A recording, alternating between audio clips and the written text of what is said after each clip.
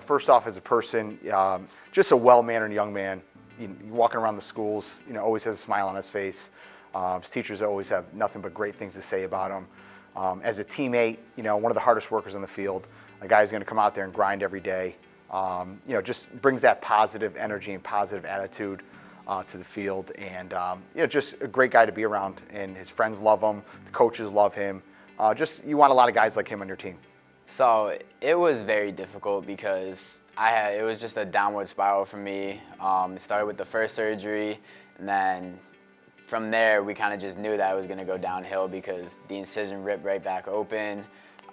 We were taking trips from the hospital every other day probably. We were switching between doctors very frequently. It was just probably one of the most difficult things I've ever done. I just couldn't do anything at all. Like, the doctors literally didn't want me to sweat, so I was bedridden in my basement in the AC, so I couldn't go out. I was just on crutches 24/7 for 6 months plus. And then, just kept seeing like a setback after setback after setback. And, you're just trying to talk them through it and saying, hey, there's going to be light at the end of the tunnel.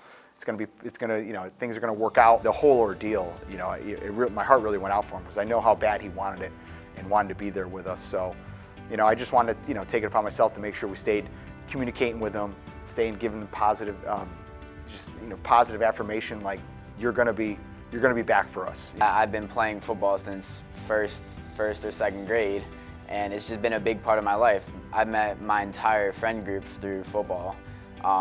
They're encouraging me. They're always helping me. And Coach Jury over here, he was always giving me a call every other week, making sure I was okay. And it just showed that this football team, it really is my family. To see him overcome what he did and to stick with it and to come back and really flourish for us, it was amazing.